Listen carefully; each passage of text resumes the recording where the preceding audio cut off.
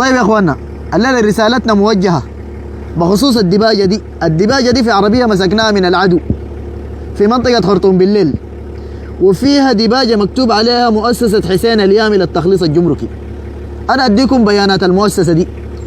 مؤسسه حسين اليامي تعد من مؤسسات التخليص الجمركي المملوكه لليامي من المنشآت الوطنية المسجلة والمرخصة في المملكة العربية السعودية ضمن دليل المخلصين الجمركيين المعتمدين لدى هيئة الزكاة والضريبة والجمارك.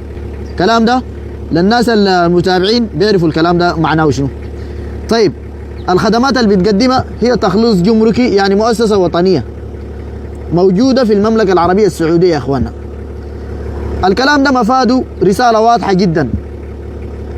يا بن سلمان، انت تجيب للبرهان وهو ندمان مع الاشاوس، وهو مع الاشاوس ندمان.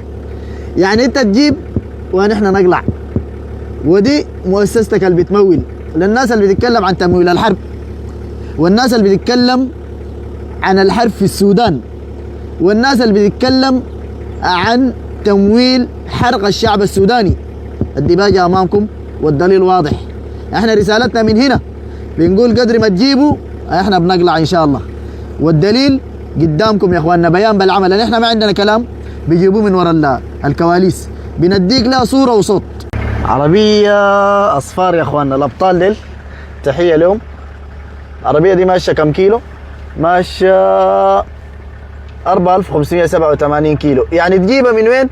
من المينا، تسلمها للارهابيين، تجي الميدان اركب فيها الاجوس.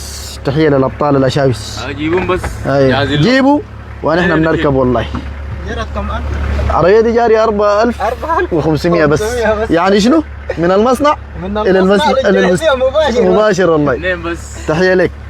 أنت تشيل مفتاحك، احنا بنوريك الشغل كيف. بل شيل المفتاح. شفتوا العربية دي يا اخواننا جديدة، بتجي باللون الأبيض ومضروبة بوهية الإرهابيين دي باللون بتاع الكتائب الإرهابية دي. تحية للأبطال، واحنا بنقول لكم تجيبوا واحنا نجغم. ولا شنو يا كاميرا؟ قدام بس والله.